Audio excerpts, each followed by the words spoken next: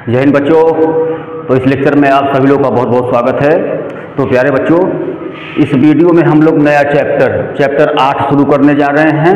Chapter 8 का नाम त्रिकोणमिति, class 10th math NCERT।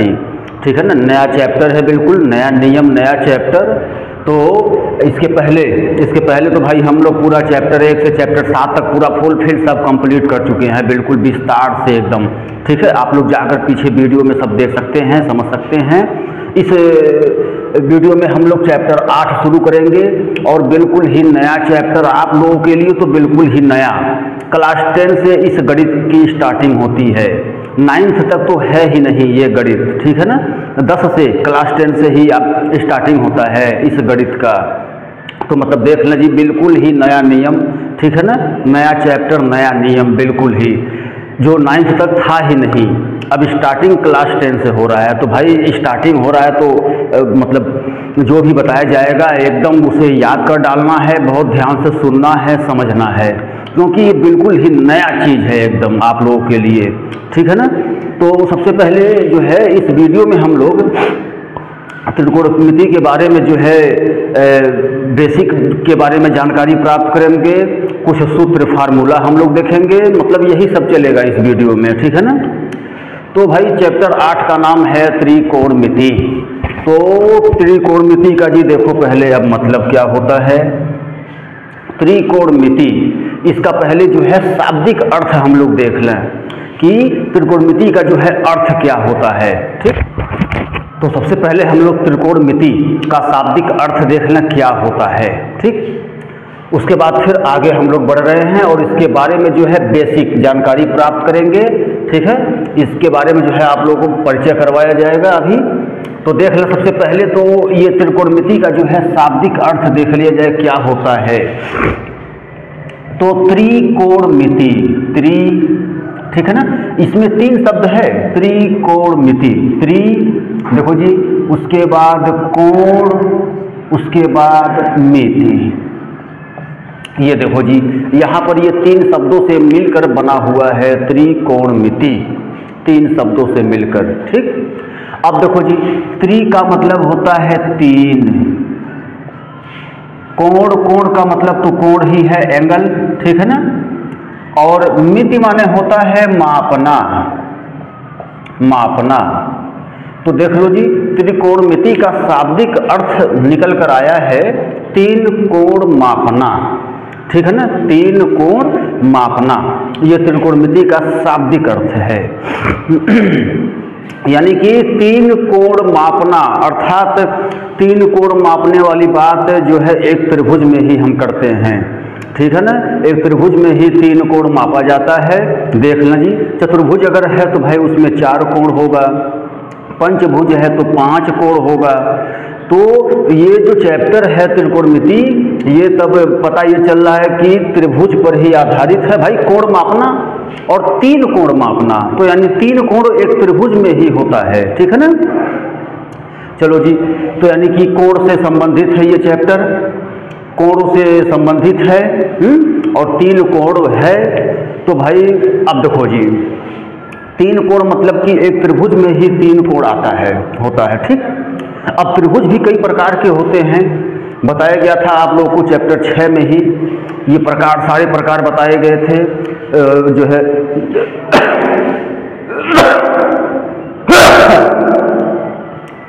जैसे समबाहु त्रिभुज, समद्विबाहु त्रिभुज, विषमबाहु त्रिभुज, उसके बाद न्यून कोण त्रिभुज, समकोण त्रिभुज, अधिक कोण त्रिभुज। ठीक है ना, तो ये चैप्टर जो है केवल समकोण त्रिभुज पर आधारित होता है, केवल समकोण त्रिभुज पर आधारित है। बाकी देखो जी, त्रिभुज कई प्रकार के होते हैं, अभी नाम बताया गया है अभी, तो उसमें केवल समकोण पर आधारित होता है ये चैप्टर त्रिकोणमिति। ठीक है ना, केवल समकोण त्रिभुज। तो भाई समकोण त्रिभुज की बात अगर की जाए तो ये लो जी, समकोण त्रिभुज हम लोग बना देते। ये देखो जी समकोण त्रिभुज। अब समकोण त्रिभुज किसे कहते हैं? तो ऐसा त्रिभुज जिसमें एक कोण 90 अंश का हो जाए समकोण त्रिभुज कहलाता है। ठीक है ना। तो देख लो जी, ये एक कोण 90 अंश का ये रहा है ना जी। तो फिर ये समकोण त्रिभुज है, इसका नाम डाल दिया जाए। देख लो, समकोण त्रिभुज है। और जब समकोण त्रिभुज की बात आएगी भाई तो उसमें भुजाओं का नाम भी होता है। 90 के सामने वाली भुजा को हम कर्ण कहते हैं, ठीक। बाकी दो बचा तो उसमें से एक लंब और एक आधार। ये चीज देखो, समकोण त्रिभुज की बात अगर है तब तो भाई देख लो, त्रिकोणमिति का शाब्दिक अर्थ जो है तीन कोण मापना हुआ। और तीन कोण मापने वाली बात हम एक त्रिभुज में ही कर सकते हैं, तीन कोण वाली बात, ठीक। और त्रिभुज भी कई प्रकार के होते हैं, तो उसमें केवल समकोण त्रिभुज पर ये आधारित है चैप्टर, केवल समकोण त्रिभुज पर। अब समकोण त्रिभुज किसे कहते हैं भाई? तो ऐसा त्रिभुज जिसमें एक कोण 90 अंश का हो, समकोण त्रिभुज कहलाता है, ठीक है। उसके बाद अगर समकोण त्रिभुज है तो फिर उसमें भुजाओं का नाम भी होता है, ये भी आप लोगों को पता है। 90 के सामने वाली भुजा को कर्ण कहते हैं, बाकी एक लंब एक आधार, ठीक है ना। अब लंब और आधार बदलता है, ये अभी बताया जाएगा। तो भाई समकोण त्रिभुज, तो सबसे पहला काम तो ये करना है, इसमें पाइथागोरस प्रमेय लिखना है हम लोग। सबसे पहला काम पाइथागोरस प्रमेय तो आप लोगों को पता ही होगा।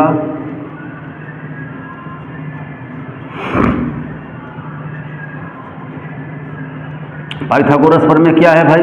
तो कर्ण स्क्वायर बराबर लंब स्क्वायर प्लस आधार का स्क्वायर। भाई ये तो हो गया जी पाइथागोरस प्रमेय, जो आप लोग को पता है, ठीक है ना। अब ये पाइथागोरस प्रमेय हम कहाँ यूज करते हैं? तो ये भी याद कर लो सभी लोग। किसी समकोण त्रिभुज में जब दो भुजाएं पता हो और तीसरी भुजा ज्ञात करनी हो तो उस टाइम तुरंत पाइथागोरस प्रमेय लगा देते हैं। किसी भी समकोण त्रिभुज में कोई भी दो भुजा पता हो और कोई सा एक भुजा निकालना हो तो तुरंत पाइथागोरस प्रमेय यूज करना है, ये आप लोग याद कर लेना है, ठीक है ना। अब देखो जी, पाइथागोरस प्रमेय तो हो गया, ठीक है। अब त्रिकोणमिति, त्रिकोणमिति जैसे अभी बताया गया है कि ये समकोण त्रिभुज पर ही आधारित है, ठीक है ना। तो अब त्रिकोणमिति में जो मेन पॉइंट है, त्रिकोणमिति अनुपात। त्रिकोणमिति अनुपात किसे कहते हैं? ये चीज त्रिकोणमिति अनुपात, त्रिकोणमिति अनुपात किसे कहते हैं भाई? ये इसके बाद समकोण त्रिभुज हो गया, इसमें पाइथागोरस प्रमेय हो गया, ठीक है ना। अब इसके बाद हम लोग त्रिकोणमिति अनुपात के बारे में देखें कि ये त्रिकोणमिति अनुपात क्या होता है। तो इसकी परिभाषा है कि एक समकोण त्रिभुज में एक समकोण त्रिभुज में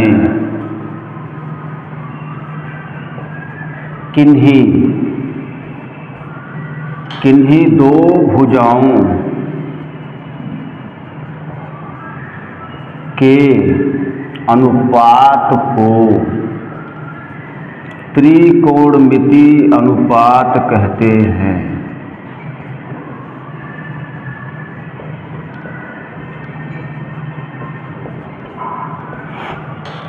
ठीक है जी, एक समकोण त्रिभुज में किन्हीं दो भुजाओं के अनुपात को त्रिकोणमिति अनुपात कहते हैं, ठीक है ना। और ये त्रिकोणमिति अनुपात 6 प्रकार के होते हैं कुल। यह है त्रिकोणमिति अनुपात, त्रिकोणमिति अनुपात 6 प्रकार के होते हैं, 6 प्रकार के होते हैं। क्या क्या होता है भाई? तो यहाँ से सबको याद कर लेना है। अभी यहाँ पर ये बताया जा रहा है, ठीक है ना, कि त्रिकोणमिति अनुपात जो है वो 6 क्या क्या होते हैं, उनका फुल नेम और शॉर्ट नेम दोनों बताया जाएगा। तो भाई देखो जी, पहला होता है साइन, ठीक है ना, दूसरा होता है कोसाइन, तीसरा होता है टेंजेंट, चौथा होता है कोटेंजेंट, पांचवा होता है सीकेंट और छठवां होता है कोसिकेंट। देख लो जी, ये त्रिकोणमिति कुल 6 अनुपात है, इनका फुल नेम लिखा गया है, ठीक है। इसका शॉर्ट नेम देखो जी, SIN, साइन। कोसाइन को हम शॉर्ट नेम कॉस देते हैं। उसके बाद टेंजेंट को टैन बोला जाता है शॉर्ट नेम से, कोटेंजेंट को कॉट बोला जाता है, सीकेंट को सेक बोला जाता है और कोसिकेंट को कोसेक कहा जाता है। देखो जी, ये फुल नेम है, त्रिकोणमितीय अनुपात 6 होते हैं, तो उन 6 की ये फुल नेम है और ये शॉर्ट नेम है। तो हम लोग शॉर्ट नेम ही यूज करेंगे, क्वेश्चन में सब शॉर्ट नेम ही यूज होता है, ठीक है ना। बाकी फुल नेम के बारे में भी जानकारी होनी चाहिए।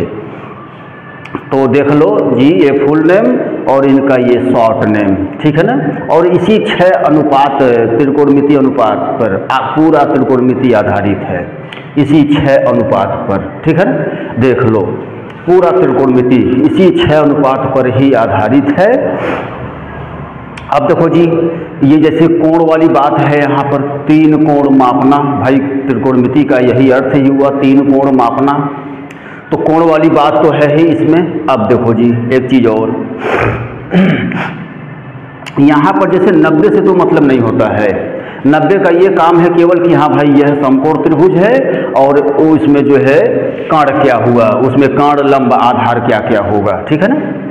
तो जैसे कर्ण फिक्स है, 90 के सामने वाली भुजा जो है ये कर्ण फिक्स होता है, लंब और आधार बदलते हैं, ये बताया गया है अभी आप लोगों को। तो अब देखो जी कैसे बदलता है। जैसे हम लोग एक कोण यहाँ पर जो है थीटा, थीटा देखो जी, ये थीटा, थीटा, इसे हम थीटा बोलते हैं। इसको कोण की जगह पर हम प्रयोग करते हैं, कोण की जगह पर 30 अंश, 45 अंश, 60 अंश, 90 अंश, जितना भी कोण हो उसके जगह पर हम ये एक अक्षर का प्रयोग करते हैं, थीटा, ठीक है ना। तो जैसे यहाँ पर देखो जी, ये जितने भी अनुपात होते हैं इन सबका कोण होता है, एकदम फिक्स है, कोण तो जरूर होगा। तो sine theta, cos theta, tan theta, cot theta, sec theta, cosec theta, इस प्रकार देखो जी ये 6 अनुपात अब कंप्लीट हुए अपने कोण के साथ, जहाँ थीटा इनका कोण है, ठीक है ना। ये ध्यान रखना है, थीटा ये गोड़े में नहीं है, ये ध्यान रखना है, थीटा इन सबका कोण है, ठीक है ना, गोड़े में नहीं है, ये ध्यान रखना है, इसे याद कर लेना है, भूलना नहीं है कि थीटा इनका कोण है। अब देखो फिलहाल हम लोग यहाँ थीटा लिखे हैं, थीटा की जगह पर और भी कुछ भी हो सकता है, जैसे theta, phi, alpha, beta, gamma, A, B, C, कोण दर्शाने के लिए कोई सा भी अक्षर हम यहाँ पर प्रयोग कर सकते हैं, ठीक है ना। क्वेश्चन में कहीं ए मिलेगा तो कहीं फाई मिलेगा तो कहीं थीटा मिलेगा तो कहीं अल्फा मिलेगा, तो जो भी मिलेगा वो एक कोण तो उसका रहेगा ही ऐसे, ठीक है ना। साइन थीटा या साइन अल्फा या साइन ए, साइन बी, ठीक है, ऐसे कुछ भी कोण तो रहेगा ही उसका। तो भाई देख लो जी, अभी तो इतना ये क्या क्या चला आप लोगों का, मतलब कि त्रिकोणमिति का शाब्दिक अर्थ क्या हुआ, उसके बाद ये समकोण त्रिभुज पर आधारित होता है ये त्रिकोणमिति, और समकोण त्रिभुज में फिर भुजाओं का नाम होता है, ठीक है, पाइथागोरस पर में हुआ समकोण त्रिभुज में। और फिर ये त्रिकोणमिति अनुपात जो चैप्टर है आप लोगों का, तो भाई ये त्रिकोणमिति अनुपात किसे कहते हैं, कितने प्रकार के होते हैं, उनका फुल नेम, शॉर्ट नेम सब लिख दिया गया है, ठीक है ना। तो इतना तो क्लियर हो गया होगा। अब आगे बढ़ते हैं हम लोग, लेकिन एक चीज़ और थोड़ा सा ध्यान रखना है, जैसे यहाँ पर कुल 6 अनुपात है, तो एक चीज़ और याद रखना है कि इसमें उल्टा वाला सिस्टम याद रखना है। इसमें जो है साइन जो है कोसेक का उल्टा होता है, कोसेक साइन का उल्टा होता है, ये अभी यहीं पर याद कर लेना है आप लोगों को। कॉस सेक का उल्टा होता है, सेक कॉस का उल्टा होता है, ठीक है ना। और टैन कॉट का उल्टा होता है, कॉट टैन का उल्टा होता है। देख लो जी, ये उल्टा वाला सिस्टम भी याद रखना है कि कौन सा अनुपात किसका उल्टा होता है, ठीक है ना। तो देख लें जी, ये जो है त्रिकोणमितीय अनुपात, ये उल्टे वाले नियम भी जो है याद रखना है। तो अब इसे रब कर दिया जा रहा है और इसके आगे क्या है वो हम लोग अब देख लें। अब इतना रब कर दिया जा रहा है, इतना लोग देख लें, समझ लें, याद कर लें, ठीक है।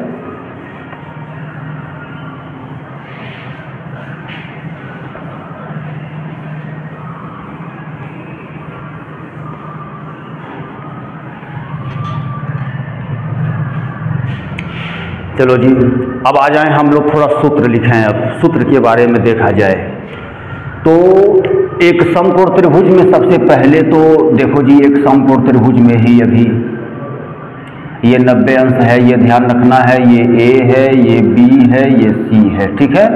ये हो गया कर्ण, ये हो गया लंब और ये हो गया आधार, ठीक है ना। चलो भाई, और एक काम कर रहे हैं हम लोग, इसको थीटा कर दे रहे हैं क्योंकि भाई हमें एक कोण चाहिए, ठीक है ना। तो अब देखो जी, त्रिकोणमितीय अनुपात में जैसे कि अभी बताया गया है कि एक समकोण त्रिभुज में किन्हीं दो भुजाओं के अनुपात को त्रिकोणमितीय अनुपात कहते हैं। तो अब देखो जी, यहाँ पर हम लोग सूत्र लिख रहे हैं, साइन थीटा बराबर लंब बटे कर्ण, देखो जी, ठीक है। कॉस थीटा बराबर होता है आधार बटे कर्ण,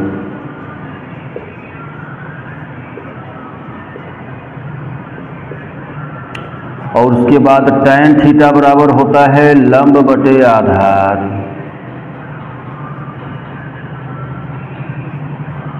ठीक है जी, देखो उसके बाद देखो साइन, ये 3 सूत्र हुआ अभी एक समकोण त्रिभुज में, दो भुजाओं के अनुपात को ये लिखे हम लोग, तो ये सूत्र है। उसके बाद अब देखो 3, अगर हमें ये याद है तो उल्टा वाले नियम से हम 3 और याद कर लेंगे। जैसे अभी बताया गया है कि साइन का उल्टा कोसेक होता है, तो कोसेक थीटा बराबर हो गया कर्ण बटे लंब, ठीक है। कॉस थीटा का उल्टा होता है सेक थीटा, तो इसका हो गया भाई कर्ण बटे आधार, कर्ण बटे आधार। उसके बाद टैन थीटा का उल्टा कॉट थीटा होता है, और कॉट थीटा का हो गया आधार बटे कर्ण, ठीक है जी। देख लो जी, ये 3 3 6 सूत्र हुआ, ये मतलब कि ये 6 सूत्र हो गया जी, 3, उसके बाद ये 4, 5, 6, ये जी 6 सूत्र हुए आप लोगों का। ये देखो जी, ठीक है, इसे याद कर लेना है एकदम। और एक समकोण त्रिभुज में ये सारे फार्मूले हैं अभी। अब देखो जी, ये चीज जो है उल्टा वाले नियम से अब और सूत्र हम लोग बनाने जा रहे हैं। जैसे कि यहाँ पर देखो, यहीं पर देख लो, जैसे कि साइन थीटा बराबर 1 बटे कोसेक थीटा, तो कोसेक थीटा बराबर 1 बटे साइन थीटा, ये सूत्र होता है जी, याद कर लेना है। जो त्रिकोणमितीय अनुपात है उसमें ही sine theta is equal to 1 by cosec theta, तो cosec theta is equal to 1 by sine theta, cos theta is equal to 1 by sec theta, तो sec theta is equal to 1 by cos theta. उसके बाद टैन का बनता है टैन थीटा बराबर 1 by cot theta, तो cot theta बराबर 1 बाई टैन थीटा। लो जी, ये भी फार्मूला बना, ठीक है। 6 ये भी बन गया है आप लोगों का। उसके बाद ये भी तो है ही 6 फार्मूला, ये भी बन के तैयार हुआ उल्टा वाले नियम से। देख लो, उल्टा अगर हमें याद है कि कौन सा अनुपात किसका उल्टा होता है, तो ये सूत्र देखो हम बना सकते हैं, याद करने की ज़रूरत ही नहीं, ठीक है ना। और फिर तब ये भी हुआ। अब देखो जी एक चीज़ और देख लो, जैसे अभी बताया गया है कि लंब और आधार बदलता है एक समकोण त्रिभुज में और कर्ण फिक्स होता है। तो भाई 90 के सामने वाली भुजा को तो हम कर्ण कहते हैं, ये तो फिक्स है। लंब और आधार बदलते हैं तो कैसे, ये देखो जी, ये बहुत इंपॉर्टेंट चीज, जो लंब और आधार बदलते हैं। तो जैसे अभी बताया गया है कि ये जितने भी अनुपात होते हैं सबका कोण होता है, तो वो कोण देखो जी यहाँ या तो यहाँ वाला होगा या तो यहाँ वाला होगा। देख लो, ये 90 नहीं होगा, 90 का कहीं भी काम नहीं है इसमें। 90 का बस इतना ही काम है कि हाँ भाई ये समकोण त्रिभुज है और 90 के सामने वाली भुजा कर्ण, बस। बाकी हम जब क्वेश्चन सॉल्व करते हैं तो या तो यहाँ वाले कोण से मतलब होता है या तो यहाँ वाले कोण से मतलब होता है, ठीक है ना। तो अब देखो जी, अगर हम यहाँ वाला कोण ले रहे हैं तो कोण के सामने वाली भुजा को हम लंब बोलते हैं, यानी कि अगर कोण ये रहेगा तो फिर ये लंब होगा, ये भुजा आधार, ठीक है ना।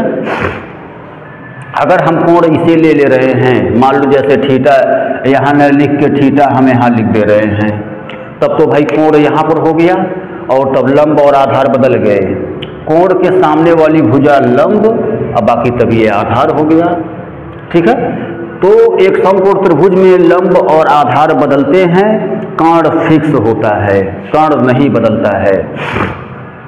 लंब और आधार कैसे बदलते हैं तो देख लो जी, जैसे मान लो कि एक त्रिभुज यहाँ पर हम लोग बना दें, इसे थीटा कर दें, ठीक है। तो भाई देख लो, थीटा अगर यहाँ है तो ये थीटा के सामने वाली भुजा लंब और तो ये हुआ आधार। बाकी कर्ण वाला तो फिक्स है भाई, कर्ण तो फिक्स है, ठीक है ना। यही त्रिभुज मतलब जैसे अगर हम लोग यहाँ कर दें, कोण यहाँ ले लें, अब देखो तब इसमें अब जो है लंब ये हुआ, कोण के सामने वाली भुजा को लंब, तब ये आधार हुआ और फिर ये कर्ण हो गया, है कि नहीं। देखो तो ये जो लंब और आधार बदल रहा है इसका विशेष ध्यान रखना है, ठीक है ना, कि कोण के सामने वाली भुजा को लंब बोलते हैं। जो भी कोण रहेगा, theta, A B C, alpha gamma phi, कुछ भी रहेगा, जो भी रहेगा कोण, वो तो हम देख लेंगे कि कहाँ है, यहाँ वाला है या यहाँ वाला है, बस दो कोण है, ठीक है ना। तो देख लो, ये कोण जो बदलने वाला हिसाब किताब है इसका विशेष ध्यान रखना है भाई। ये लंब और आधार कैसे बदल जा रहे हैं, ठीक है ना। अगर थीटा यहाँ है तो भाई लंब ये हुआ, आधार ये हुआ। अगर थीटा यहाँ लेंगे कोण तो फिर लंब ये हुआ, आधार ये हुआ, ठीक है। कोण के सामने वाली भुजा लंब, ये ध्यान रखना। तो देख लें, ये सब इतना जो है अभी थोड़ा सा बेसिक चला है अभी, और तब इतने से आप लोगों का प्रश्नावली जो है 8.1 ओके हो जाएगा, ठीक है। एक चीज़ और, थोड़ा एक सूत्र और लिखें जी, ये और है इसमें जो है tan थीटा बराबर sine theta by cos theta. तो कॉट थीटा बराबर cos theta by sine theta. ये देखो जी दो सूत्र और, ठीक है ना। अभी इसके आगे भी अभी बहुत सारा सूत्र है, अभी बहुत खूब है सूत्र, लेकिन ये जो है इतना आप लोग का प्रश्नावली 8.1 के लिए जो है रूल नियम सूत्र हो गए। जो प्रश्नावली 8.1 अब आप लोगों का पूरा सॉल्व हो जाएगा। उसके बाद तो अभी नियम रूल बहुत है इसमें, ठीक है ना, सूत्र बहुत है अभी, तो ये सब लिखवाया जाएगा स्टेप बाय स्टेप। अब इसके बाद हम लोग 8.1 पहले क्लियर कर लें, उसके बाद तब जाकर फिर जो है सूत्र और नियम चलेंगे और फिर तब 8.2 के बारे में देखा जाएगा। तो ऐसे ही स्टेप बाय स्टेप विस्तार से हम लोग अध्ययन करेंगे, ठीक है ना। तो देख लें प्रश्नावली 8.1 के लिए तो भाई जो बेसिक जो रूल नियम था वो हो गया, ठीक। तो अब इस वीडियो में बस इतना ही रहने दिया जा रहा है, और इसके अगले वीडियो में हम लोग प्रश्नावली 8.1 के साथ मिलेंगे, ठीक है। और उसमें फिर क्वेश्चन हम लोग सॉल्व करेंगे कि क्या कैसे क्वेश्चन सॉल्व होता है, कैसे नहीं होता है, क्योंकि भाई नया चैप्टर बिल्कुल अभी है, 9th तक तो ये है ही नहीं, क्लास 10th से इसका स्टार्टिंग होता है, तो भाई दिक्कत तो थोड़ा होगा ही। उसमें घबराना नहीं है, बिल्कुल बस लगे रहना है, एकदम गारंटी के साथ ओके होगा, एक एक क्वेश्चन ओके किया जाएगा, ठीक है ना। तो बस देख लें, अब ये इतना जो है इतना याद कर लें, ये सब देख लें, समझ लें पहले, उसके बाद तो फिर मिलते हैं हम लोग अगले वीडियो में। जय हिंद, जय भारत।